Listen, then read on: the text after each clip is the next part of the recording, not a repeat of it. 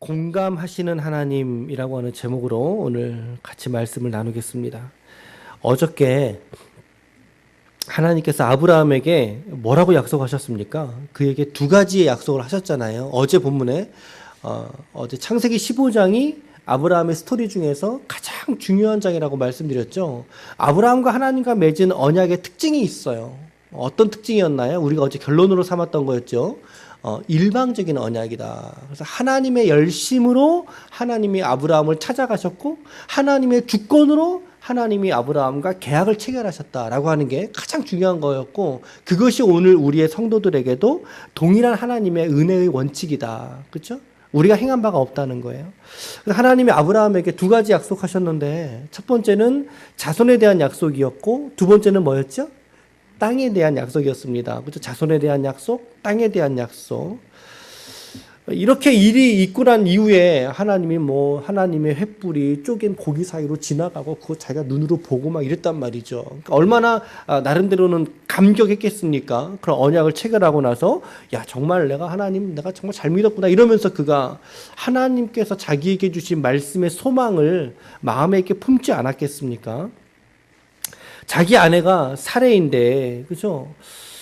근데 이제 곧 멀지 않아서 어떤 생각할까요? 나에게 하나님이 자식을 주시겠구나 라고 하는 거 생각하지 않겠습니까? 그런데 지금 아브라함의 나이가 75세에서 하란에서 나와서 지금 오늘 본문에 보니까 이스마엘을 낳을 때 나이가 몇 살이에요? 86세. 그러니까 아마도 지금 이 언약을 체결하고 난 나이가 몇 세쯤 됐겠어요? 최소한 적어도 85세 미만이겠죠. 그렇죠? 86세에 지금 나왔으니까. 그러니까 나이가 상당히 고령인 때까지도 그에게는 누가 없었어요? 자식이 없었어요. 낳고 싶지 않아서 안 낳았던 게 아니라 75세가 지나서 지금 아마도 83세, 4세 그 어간이라면 80살이 넘도록 자기 아내는 70살이 넘도록 지금 아이가 없었단 말이죠. 그러니까 상당한 기간을 자식 없이 난임이었든 불임이었던 것을 알 수 있죠. 그거를 확인해 주는 대목이 바로 1절에 치고 나옵니다. 바로 1절에 뭐라고 말씀하고 있어요? 그렇죠. 출산하지 못했다라고 이야기를 하고 있다는 사실이죠. 하나님은 약속해 주셨는데 사례는 출산하지 못했어요. 약속은 받았는데 그 약속을 성취하기 위한 현실은 받쳐주지 못했던 거죠. 약속은 받았지만. 여러분, 우리가 이런 경우들 우리가 종종 경험하고 있는 우리의 삶의 모습 아닙니까? 하나님은 우리들에게도 하나님 말씀 주신다고요. 올 한 해 여러분들이 또 올해의 말씀 뽑은 말씀들도 있을 테고, 또 여러분들이 말씀을 읽다가 그래 내가 이 말씀으로 하나님이 내게 말씀하셨어 라고 그 말씀 우리가 믿음으로 취하지 않습니까? 그죠? 우리가 하나님 말씀을 약속으로 받았음에도 불구하고, 그런데 우리의 각자의 삶은 어때요? 우리의 가정이나 내가 살아가는 삶의 현실은 정말 이 말씀이 이거 가당키나 한 얘기야? 한 말씀이야? 라고 하는 아멘으로 받았으면서도 불구하고 왠지 그 약속들이 이루어지지 않을 것 같고 자꾸만 연기되고 미루어지고 현실의 가능성조차 희박해지는 정말 내 자식이 내 남편이 우리 가정이 정말 내 영혼이 내가 정말 이렇게 될 수 있을까? 이런 기대와 소망이 희박해질 때가 점점 흐려질 때가 있더라는 거죠. 우리가 삶을 살아가다 보면 이런 일들을 우리가 아주 종종 경험하게 됩니다. 종종 경험하게 되죠. 여러분, 믿음이라는 것은요, 사실 그럴 때 드러나는 거예요. 믿음은 하나님께서 우리에게 믿음 주셨잖아요. 그 믿음은 그럴 때 쓰라고 주시는 거예요, 하나님께서. 오늘 이 상황에서 그런데 사례는 믿음을 써야만 했어요. 그래서 사례도. 그런데 사례가 믿음을 쓰지 못하고 머리를 쓰고 맙니다. 그렇죠? 믿음 쓰지 못하고 머리를 쓰고 말아요. 아마도 이 언약에 체결했을 때의 당사자는 사례가 아니었죠. 누구였어요? 계속해서 아브라함이었거든요. 계속 아브라함. 그 언약을 체결했을 때 사례가 옆에 있었는지 없었는지 우리는 모르죠. 그런 성경의 증언은 없으니까 언약의 당사자는 분명히 아브라함이었어요. 그러니까 사례의 입장에서는 본인이 아니었기 때문에 그 언약의 중요성 혹은 그 언약의 엄중함, 12절에 흑암과 큰 두려움, 그렇죠? 이거는 아브라함에게 임한 거지 않습니까? 물론 이제 그런 이야기를 전에 들었겠죠. 근데 이제 자기 자신이 이제 출산하지 못하니까 머리를 쓴 거예요. 머리를. 자기의 몸종이었던 하갈, 애굽 사람이었던 하갈을 당신에게 드리겠습니다. 여러분, 이런 이야기를 아브라함이 들었어요, 만약에 들었어요. 저는 요 구성도 지금 하와와 아담의 스토리의 구성하고도 연결되지 않습니까, 여러분? 저 이제 그렇게도 묵상을 좀 됐는데, 여러분, 이런 이야기를 들었어요, 만약에 아브라함이. 들었으면 아브라함은 어떻게 해야 될까요? 아브라함이 어떻게 해야 되겠어요? 이렇게 격려해줘야죠. 이렇게 사례한테. 아유, 여보, 내가 얼마 전에 얘기했잖아. 아이, 왜 그래? 우리 조금 더 좀 기다려보자. 하나님이 우리에게 약속해 주셨다니까? 우리 조금 더 기다립시다. 조금 더 인내하자. 그랬어야 됐는데, 사라도 믿음 쓰기보다 머리 썼는데, 지금 아브라함도 믿음으로 격려하기보다 어떻게? 그냥 현실을 인정해주는 그런 모습이죠. 믿음을 타협하는 그런 모습을 또다시 보여주고 마는 거예요. 믿음은 언제나 항상 늘 좋을 수는 없는 것 같아요. 이 아브라함 보니까 왔다 갔다 하지 않습니까? 왔다 갔다 하지 않습니까? 위아래로? 아이고, 우리 각자들도 하나님을 믿는 신자들로 우리가 오늘 살아가죠. 근데 오늘 살아가는 믿음으로 살기로 작정했다고 기대했다면 우리도 날마다의 삶에서 믿음을 쓰고 사용해야 될 지혜가 있어야 한다는 사실입니다, 여러분. 항상 좋을 수는 없죠. 우리의 믿음의 상태가 매번마다 좋을 수는 없어요. 사람은 절대 그럴 수 없어요. 그런데 좋을 수 있도록 노력은 우리가 해야 돼요. 아멘. 예. 오늘 아브라함은 그런 지점에서 지금 약간의 실수를 보여주고 있는 거죠. 근데 어떤 분은 이렇게도 얘기해요. 3절 하반절에 보니까 하갈을 첩으로 주었을 때가 언제라고 돼 있어요? 가나안 땅에 거주한 지 10년 후였더라. 10년 후. 75세니까 85세에 주었군요. 아브라함이 우리에서 부름받을 때 나이가 75세. 부르실 때에도 약속하셨고 아브라함은 그것을 계속 믿고 있었어요. 계속 믿으면서 쫓아왔어요. 그런데 지금 몇 년이 지났어요? 10년. 10년이면 10년이 잘 맞추시네요. 10년이면 강산도 변하는 시절 아닙니까? 이거 짧은 세월이에요? 긴 세월이에요? 아니, 우리가 인생이 70이요, 강건하면 80이라 그랬는데 그 중에 10년이라고 쳐보십시오, 여러분. 10년은 결코 짧은 시절이 아니에요. 그러니까 아브라함을 이해하려는 아브라함의 우호적인 파에서는 뭐라고 해석할까요? 아브라함도 할 만큼은 했어. 하지만 여러분, 믿음의 세계에서의 인내라고 하는 것은요, 10년보다 더 오랜 세월일 수 있어요. 10년은 아무것도 아닐 수 있어요. 더 오랜 시간을 걸쳐서 지나서 완성하시는 하나님의 큰 그림이 우리의 신앙의 세계라는 것을 우리가 볼 수 있어야 한다는 것입니다. 혹시 여러분 10년 동안 가지고 계신 기도 제목이 있습니까? 우리도 있었어요. 예.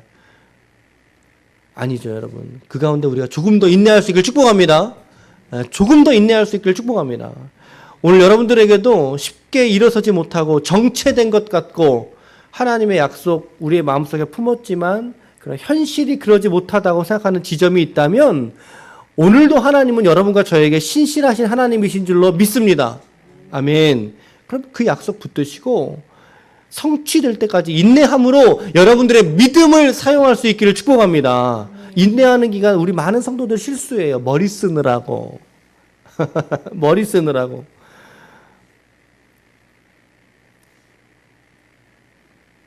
애를 낳지 못하는 상황일지라도 나는 기다릴 테야 라고 하는 믿음이 있었으면 좋았을 텐데, 하갈에게 이제 천사가 나타나죠.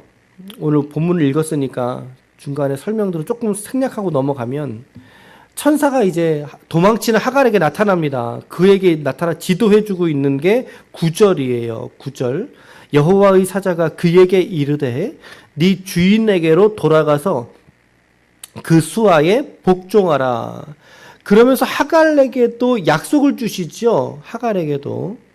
10절 말씀을 다 같이 읽어볼게요. 10절 시작.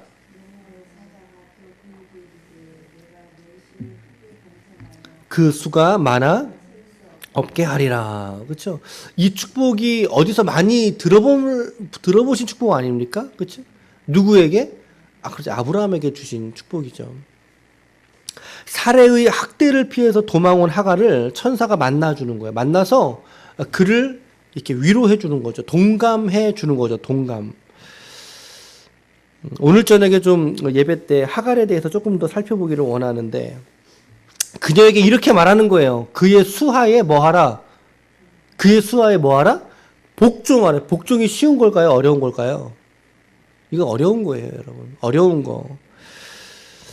여러분, 성도는요, 말씀이 이루어지는 것을 보기까지 우리 성도들의 각자의 자리를 피하지 않는 게 믿음이에요. 할렐루야.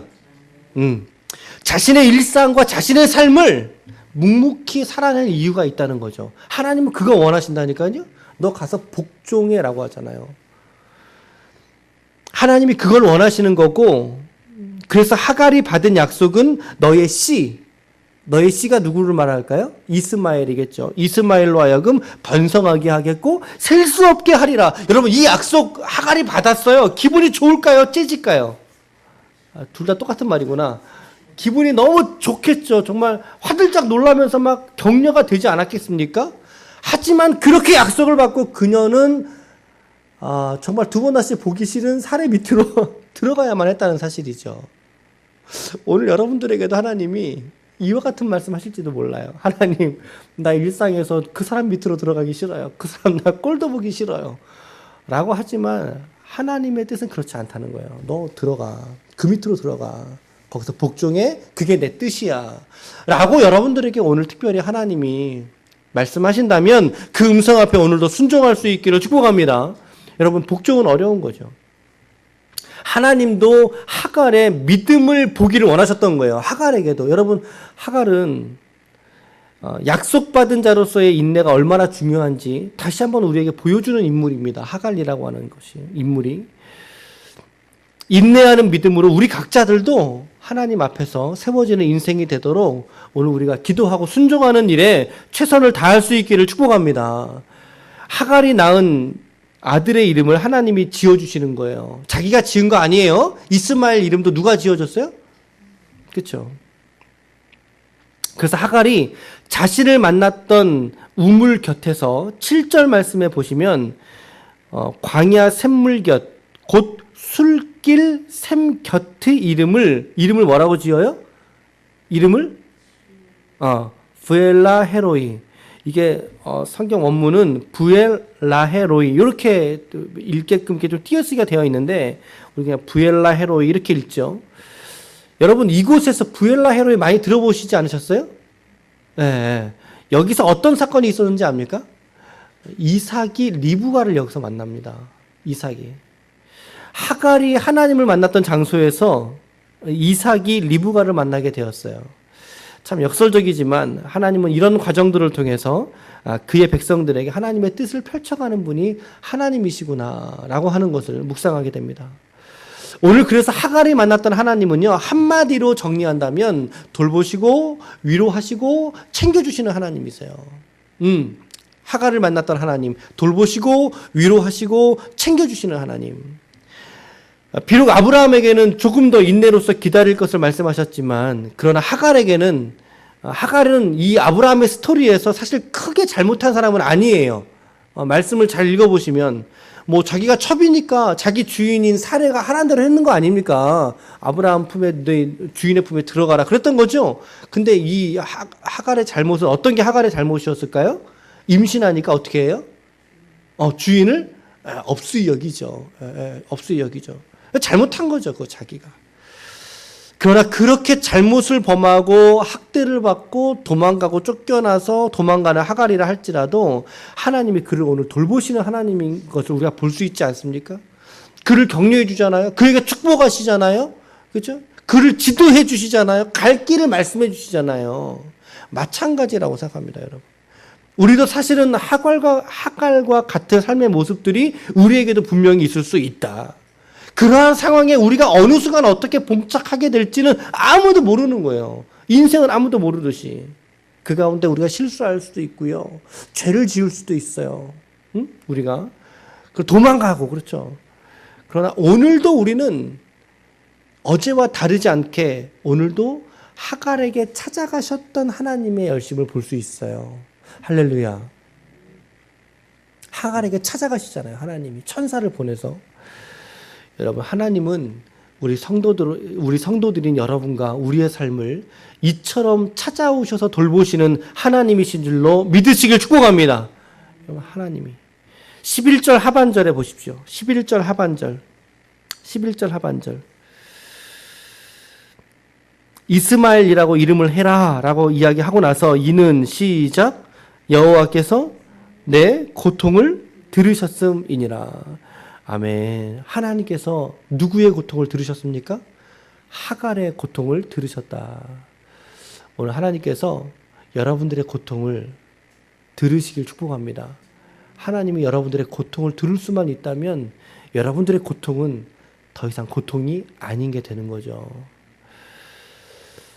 여러분들의 고통과 기도에 귀를 기울이시고 여러분들을 붙드시고 여러분들을 돌보시는 하나님이신 줄로 믿습니다. 결론을 말씀드리자면 첫 번째, 믿음은 말씀으로 받았다면 끝까지 말씀으로 받으시라는 거예요. 믿음으로 받으시라는 거예요. 머리로 받지 말고 믿음으로 받을 수 있길 축복합니다. 두 번째, 하나님의 말씀은 머리를 써서 받을 수 있는 게 아니라 믿음을 써서 받자라고 하는 것이고, 세 번째는 하갈의 고통을 통해서 들으시는 하나님은 오늘 여러분과 저의 작은 신음과 같은 고통에도 우리를 돌보시고 이끌어 주시는 사랑과 위로의 하나님이시다라고 하는 것을 오늘 잊지 마시고, 하나님은 신실하신 하나님이십니다. 오늘 이 새벽에 다시 한번 하나님의 신실하심을 믿고 그분의 약속을 붙들고 여러분들의 삶의 일상 속으로 나아갈 수 있는 우리 모두가 되시기를 예수님의 이름으로 간절히 축원합니다. 아멘. 기도하시겠습니다.